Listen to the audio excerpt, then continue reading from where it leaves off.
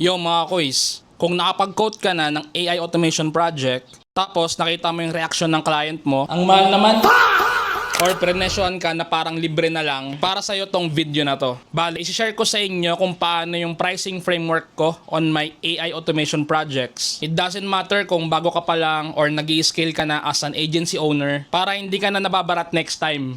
Pero bago tayo mag-start, disclaimer lang mga kuys, lahat ng isi-share ko sa inyo is based lang on my experience as an AI automation specialist. To give you an idea, wala pang AI nag-automate na ako.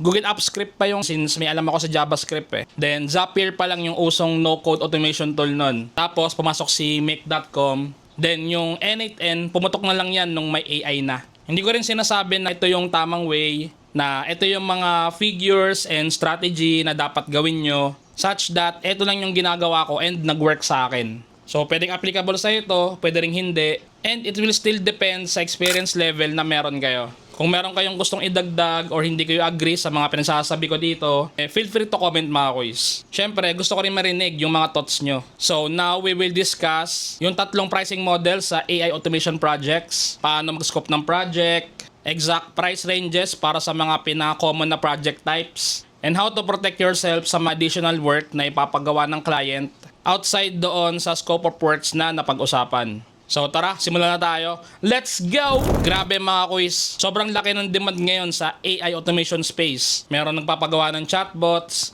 automated workflows, AI agents, lead gen systems. Gusto na ng halos lahat ng clients yan. But yung problem na hindi masyadong napag-uusapan is karamihan sa mga freelancers and agencies mali yung pricing nila. Either sobrang baba ng charge nila kasi hindi talaga nila alam yung value nung dinideliver nila, or sobrang taas ng quote pero hindi ma-justify. Then magtataka sila bakit hindi na sila nire-replyan. Now, let's discuss yung 3 pricing models. So, una-una na dyan, and yung pinaka-popular is yung hourly rates. Kung gusto mo ng long-term clients or do part-time or full-time work as an AI automation specialist, eto ang para sa'yo. If part-time, pwede yung 10 to 20 hours per week. Kung full-time naman, obviously, 40 hours per week yan. Some clients don't have 1 or 2 projects lang. So, kaya gusto nila long-term kang mag-work sa kanila. Pero, bago ka pumayag sa hourly setup, make sure na meron silang consistent workload for you. Pero for sure, meron kang day-to-day task dyan. Like mag-i-improve existing workflows, mag-handle ka ng mga bagong request na gusto ipa-automate,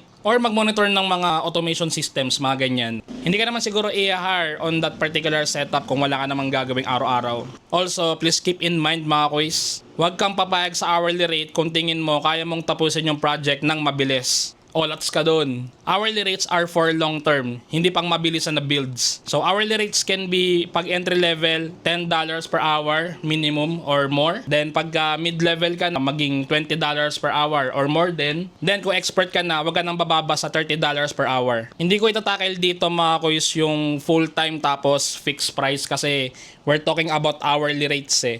So meron din namang ganong setup pero syempre hindi siya hourly. 8 hours per day na work, 40 hours per week tapos fix yung sahod mo. So ibang ano naman yun, ibang usapan naman yun. Pero considered yun as a full-time.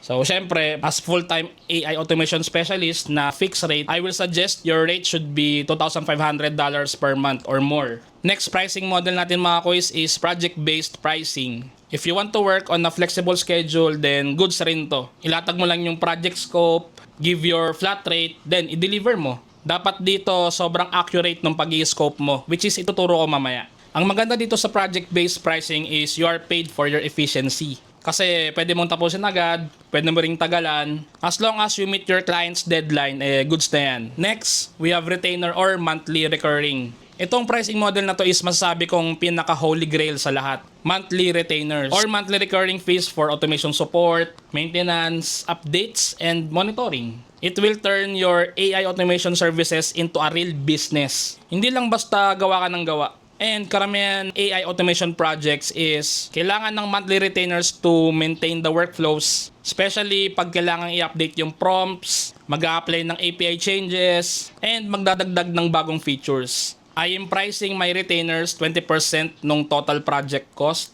But you can do your retainers from $300 to $1,000 per month or mas mataas pa.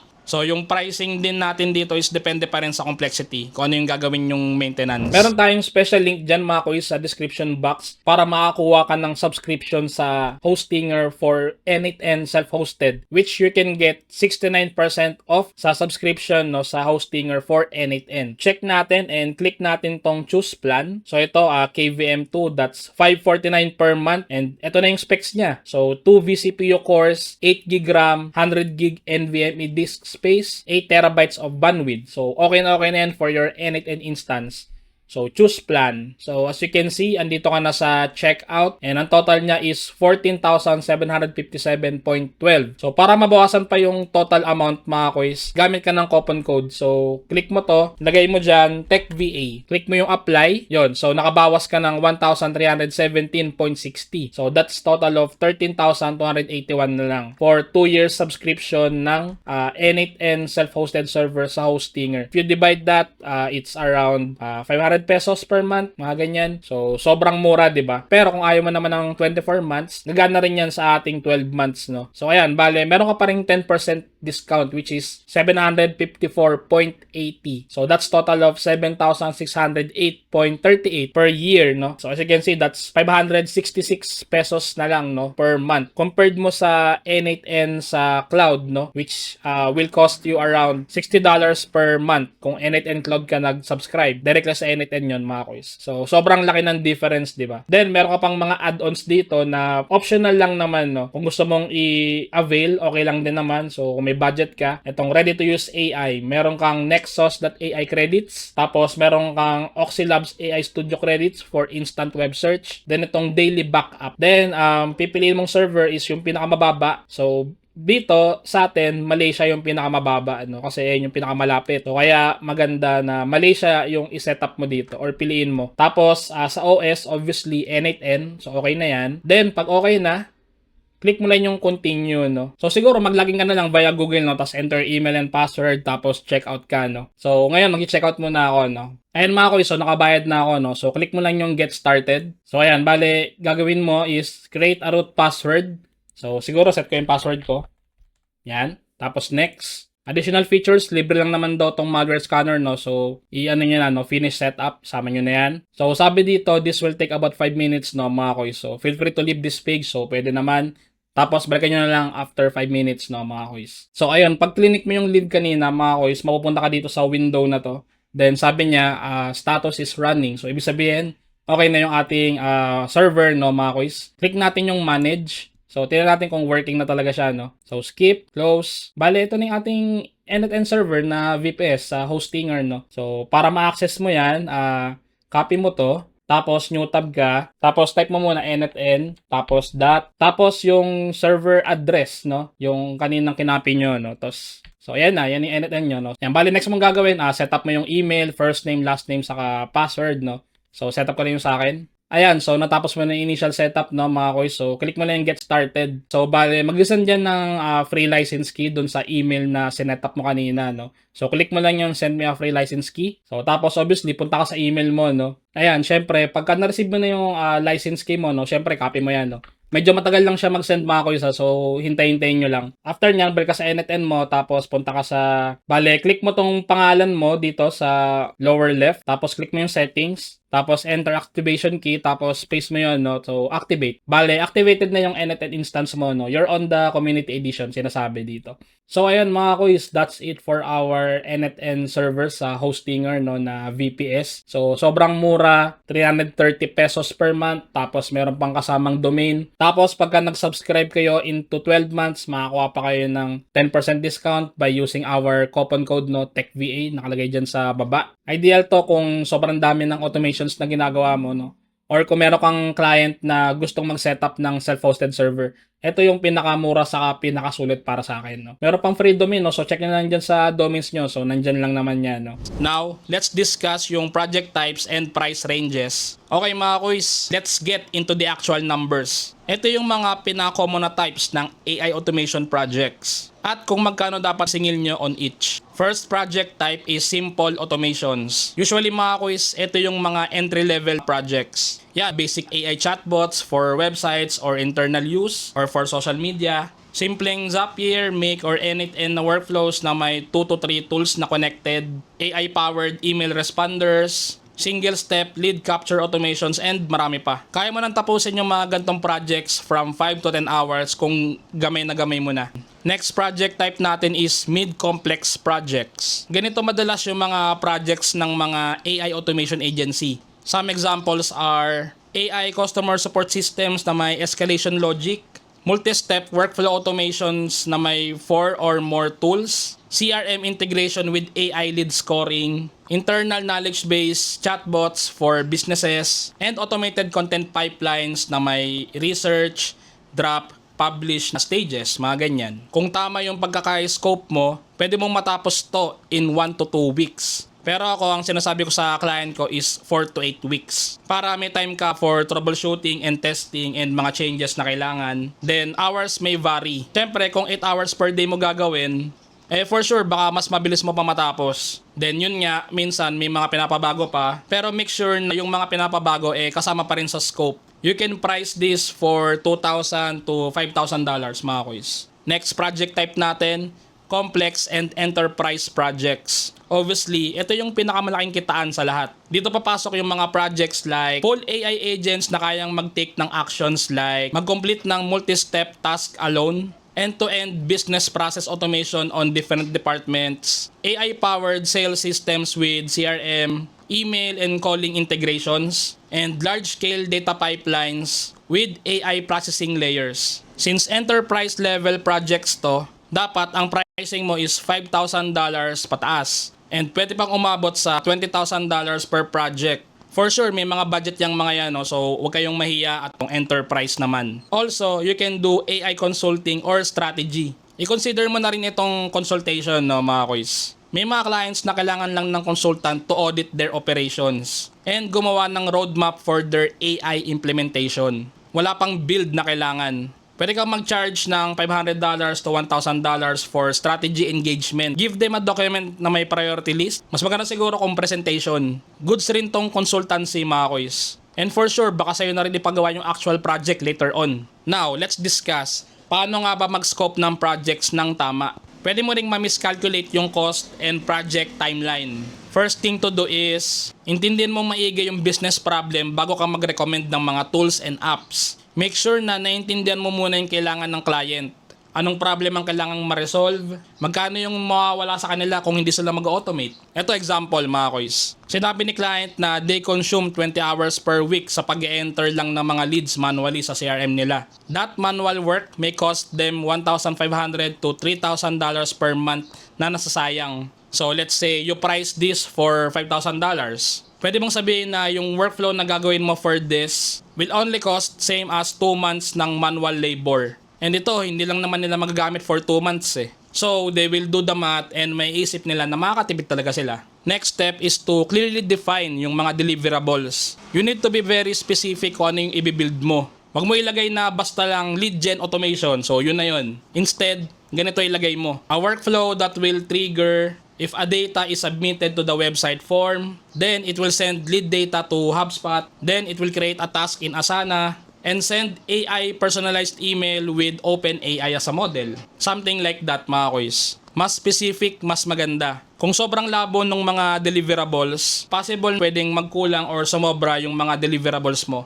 Next step, estimate your timeline with allowance. Nabanggit ko na to kanina actually. Magdagdag ka ng 20 to 30% buffer on top of your original timeline or deadline. Magdagdag ka ng 20 to 30% on top of your estimated project timeline. Pwedeng mas matagal pa as long as pumayag yung client and ma-justify mo naman. Kung first time ka magbi-build, siguro magdagdag ka ng 50% buffer. Kasi minsan may mga integrations na nagkaka-problem. It is because the API sometimes changes. Minsan may pinapadagdag rin yung mga clients. Kung maliit lang naman yung pinapadagdag payagan mo na. Pero syempre, kung masyadong malaki, ibang usapan na yun. No? Magdagdag ka talaga ng presyo doon. Then, explain mo na lang din kung bakit. The time allowance also will protect on how you will be efficient sa client. Next step, i-clear mo sa client yung mga hindi kasama sa package mo. This is one of the most important yet. Ito yung madalas nalalaktawan. Make sure na masasabi mo kung hindi kasama yung ongoing maintenance, hindi kasama yung training with their team, hindi kasama yung changes sa scope after project kick-off, or hindi kasama yung subscription fees sa mga apps. This will be your protection in case magka-problema. Now, let's discuss naman on how to protect yourself. Palaging mga kois, make sure na manghingi kayo lagi ng down payment. I always require clients magbayad ng 30 to 50% upfront. No exception mga kois. Dito pa lang kasi matutunugan mo na kung i-scamin ka o hindi, di ba? Then, syempre, contract. Each project mo dapat may contract. Pwede ring service agreement, pero tingin ko pareho lang yun. As long as may kasulatan kayo, no, mga kois. Sa contract or service agreement, make sure na andun yung scope, payment terms, revision limits, and kung kanino mapupunta yung assets and deliverables. Pwede mo to i-chat GPT actually, then baguhin mo na lang, no, based dun sa needs mo. Tapos, mag-charge ka para sa mga revisions na wala sa scope. Nasabi ko na to kanina actually. Ilagay mo dun sa quote mo, no, or proposal yung fixed number of revisions na okay sa'yo. Sa akin, pwede na 2 or 3. Kung maliit na changes lang naman pinapalampas ko na. As mentioned kanina, kung malaki, ibang usapan na yan. Dagdag talaga dapat yan, mga kois. After those revisions, i-bill mo na per hour kung sa tingin mo ano yung per hour mo, no? Yung mga revisions na kailangan na wala sa scope. So, dapat ilagay mo rin yung contract or service agreement kung ano yung maibibigay mo. Next tip mga kois, make your rates higher. Ito yung pinaka-importanting tip sa video na to. Make your rates higher. Seriously mga kois, most of the AI automation specialists na nakikita ko undercharge sila ng 30 to 50%. So, paano mo nga ba malalaman kung kailangan mo nang magtaas ng rate? So, if more than 80% of your potential clients now close mo, ibig sabihin, mababa ang price mo. Saka kung hindi sila nagpo-pushback sa rates mo, no? Well, okay pa naman yung tumawad ng konti, pero kung hindi talaga tumawad, ibig sabihin, mura ka. Isa pa mga kois, kapag fully book ka na, kung wala ka ng availability, I can say mababa yung presyo mo. Kasi baka payag ka na lang ng payag So, magiging fully book ka talaga. Next to do is to check every 90 days yung current rates mo. Kung present yung mga signs na nabanggit ko kanina, magtaas ka na 20 to 30% or higit pa. Siyempre kung may tataas pa, mas goods yun, no? Dapat pataas lang tayo lagi. Kasi we give quality work. Kung mababa yung pricing mo, for sure, meron kang problema sa quality. Kailangan mo rin yun i-check. And yung mga figures na sinabi ko in dollars, no? So, pwede rin naman yun sa Pinoy or Pinoy price. Kasi, ilang try yun gumana naman. Kunyari, $4,000. Siyempre, kino-convert ko to peso. So, nakuha pa rin naman, no? So, such that dollars lang yung natin, currency natin since most of our clients is nasa ibang bansa or US or kung saan man, no? Pero kung may mga Pinoy clients kayo, applicable pa rin naman yung mga pricing na sinabi ko. So, nasa inyo na lang yung susundin nyo, siyempre. So, recap na tayo, mga kois. So, use project-based pricing on quick builds and do retainers for ongoing work. Charge $300 to $1,500 on basic automations, $2,000 to $5,000 on mid complexity, and $5,000 to $10,000 or more on enterprise projects. Mag-scope ng maayos, magdagdag ng allowance sa timelines, and make sure na clear yung scope and yung mga hindi kasama dun sa package or project. Most important mga kois, always ask for down payment. Mag-provide ng contract and pagbayaran yung mga clients sa mga subscriptions ng. So again mga kois, what I shared is based on my experience as a freelance